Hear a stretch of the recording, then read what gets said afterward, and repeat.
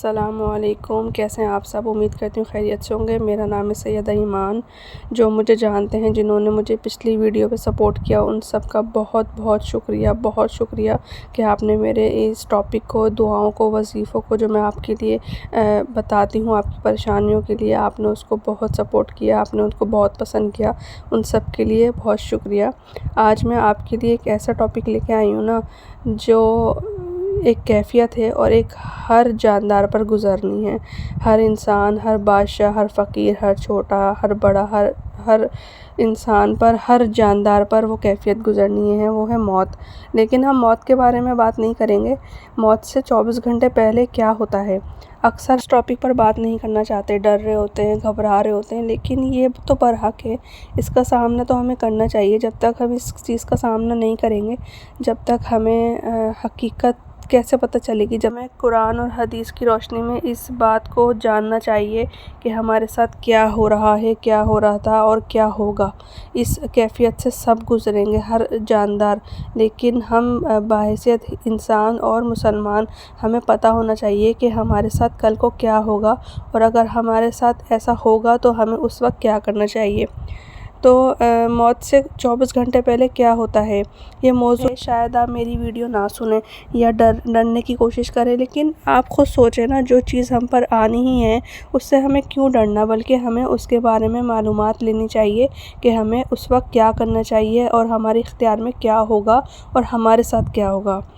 تو یہی ہے کہ موت سے پہلے انسان کے ساتھ کیا ہوتا ہے، ایسی حقیقت جو ہر مسلمان کو جاننی چاہیے۔ ویڈیو اینڈ تک دیکھیے گا تاکہ آپ سے کوئی بھی پوائنٹ مس نہ ہو جائے، کیونکہ میں قرآن اور حدیث کی اور سائنس کی روشنی میں ہی آپ سے اس ٹاپک پر بات کرنے والی ہوں۔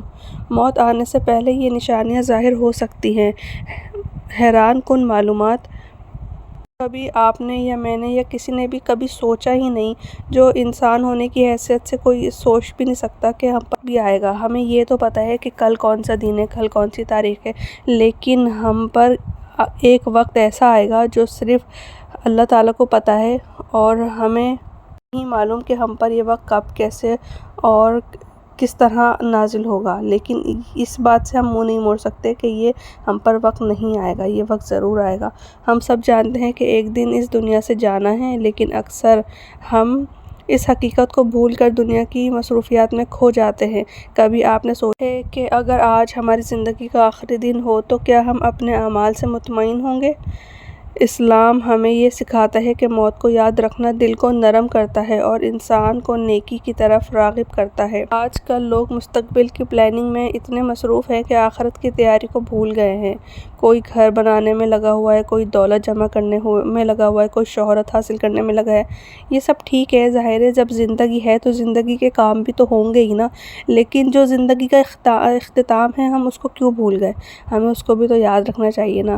ہم یہ سوچتے ہیں گھر بنانا، پیسہ بنانا، فیملی بنانا، اپنا فیوچر برائٹ کرنا، اس سب کے بارے میں تو ہمیں سوچنا ہی ہے، کیونکہ ہمیں زندگی ملی اور اس زندگی کا مقصد ہے۔ لیکن جو زندگی کا اختتام ہے، اس کے بارے میں بھی تو ہمیں سوچنا چاہیے نا۔ کوئی ایسا نہیں ہے جس پر یہ وقت نہ آئے، کوئی ایسا نہیں کہہ سکتا کہ ہم پر یہ وقت نہیں آئے گا۔ اس لیے ہم ہر ایک کو یہ سوچنا ضروری ہے، اور ہر ایک کو یہ جان لینا ضروری ہے کہ ہمارے ساتھ کیا ہوگا، کیسے ہوگا، کب ہوگا، اور ہمیں اس ٹائم کیا کرنا چاہیے۔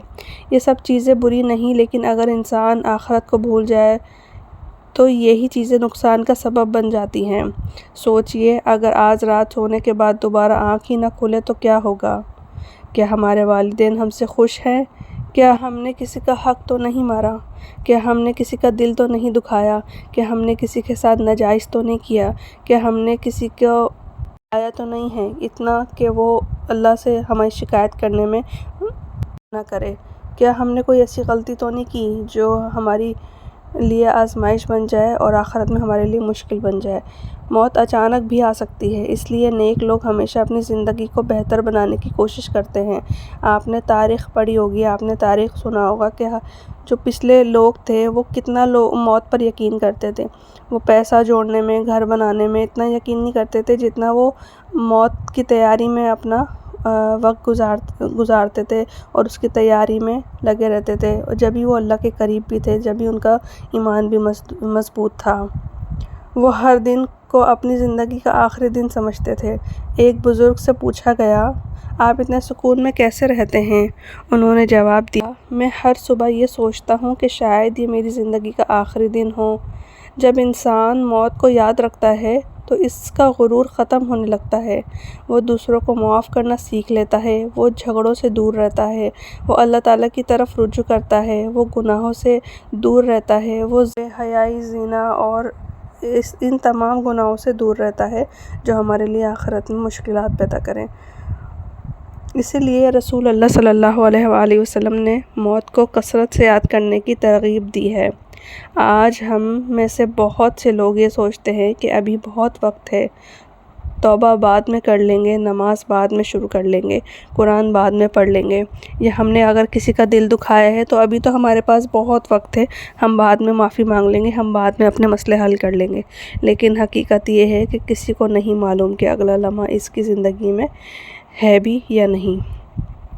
آپ پریشان ہیں کسی بھی معاملات سے، کسی بھی وجہ سے، یا آپ چاہتے ہیں کہ آپ کا جو وقت ہے وہ مزید گناہوں میں نہ پڑے، وہ جب تک اللہ تعالیٰ نے آپ کی زندگی لکھی ہے جب تک آپ یہ کام کر سکتے ہیں، آپ چلتے پھرتے اٹھتے بیٹھتے استغفار کریں۔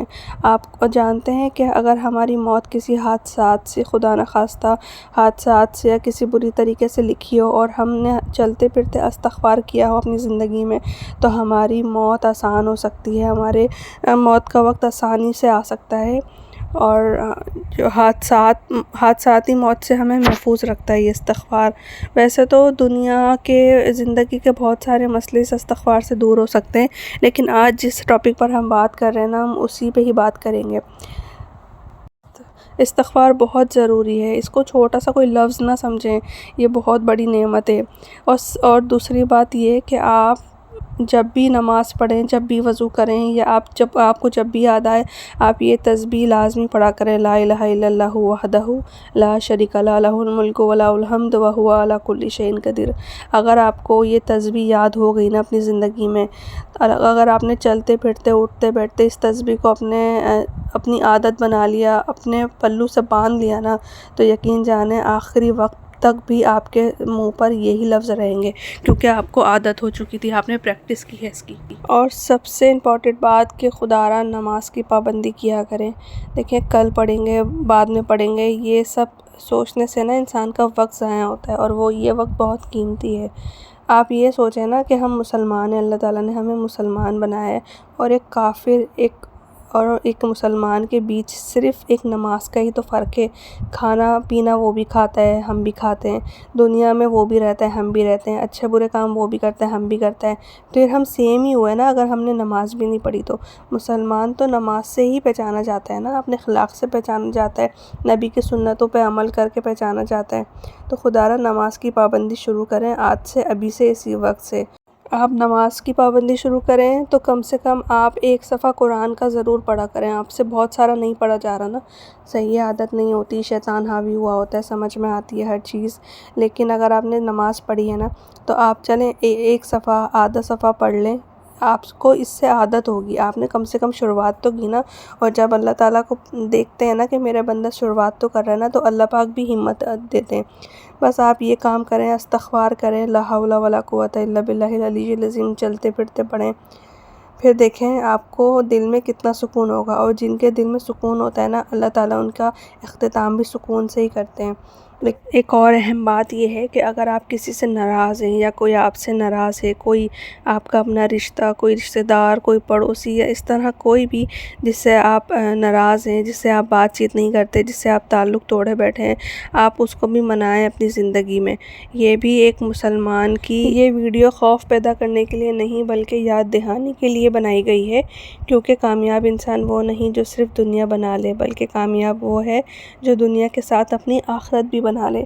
آج سے عہد کریں کہ نماز کی پابندی کریں گے، والدین کا احترام کریں گے، لوگوں کے حقوق ادا کریں گے، اور ہر دن کو قیمتی سمجھیں گے، کیونکہ جو وقت گزر جاتا ہے نا وہ کبھی واپس نہیں آتا۔ اور اسی طرح جو رشتے ہمارے اس دنیا میں ہیں ان سے محبت اخلاق کے ساتھ رہیں، پیار محبت سے رہیں، درگزر کا معاملہ کریں، کیونکہ یہ رشتے بھی ہمیں بار بار نہیں ملتے۔ بس آپ سب سے ریکویسٹ ہے کہ خدا را اپنی زندگی اور اپنی آخرت پہ توجہ دے، اور میری آپ سب کے لیے یہ دعا ہے اور اپنے لیے بھی کہ اللہ تعالیٰ ہم سب کو اس دنیا میں ہدایت عطا کرے، تاکہ ہم اپنے لیے آگے دنیا کے لیے ہم اپنے لیے کچھ بھیج سکیں، کیونکہ پتہ نہیں ہم دنیا سے چلے جائیں گے، ہمیں کوئی یاد رکھے گا یا نہیں دعاؤں میں۔ ہمیں اپنے لیے ہی آخرت کا سامان تیار کرنا ہے۔ بس اللہ تعالیٰ سے دعا ہے کہ ہمیں اللہ تعالیٰ اتنی توفیق دے کہ ہم دنیا میں بھی صحیح رہیں، جیسے ہمارا حق ہے دنیا میں رہنے کا ایسے رہیں، اور آخرت کے لیے بھی ہم اپنے لیے تیاری کرتے رہیں۔ اگر جو آپ کے پیارے اپنے جو اس دنیا سے رخصت ہو گئے، ان کے لیے بھی دعائیں مغفرت ضرور کیا کریں، اور مجھے بھی اپنی دعاؤں میں ضرور یاد رکھا کریں، جس طرح میں آپ کو اپنی دعاؤں میں یاد رکھتی ہوں۔ اللہ تعالیٰ آپ کی ہر پریشانی دور کرے اور آپ کے ہر معاملات میں آسانی پیدا کرے۔ آخر میں اللہ تعالیٰ سے دعا ہے، یا اللہ ہمیں نیک اعمال کی توفیق عطا فرما، ہمارے گناہوں کو معاف فرما، اور ہمارے خاتمہ ایمان پر ہو۔ جب ہم اس دنیا سے رخصت ہو رہے ہوں تو ہمارے حق پر صرف کلمہ طیبہ ہو۔ اگر آپ کو اس ویڈیو کا کوئی ایک پوائنٹ بھی، کوئی ایک بات بھی اچھی لگی ہو، سمجھ آئی ہو، تو آپ اس ویڈیو کو، اس بات کو نظر میں یا دماغ میں رکھ کر آپ اس ویڈیو کو لائک کر دیجئے۔ اگر آپ میرے چینل پہ نئے ہیں تو میرے چینل کو سبسکرائب کر لیجئے۔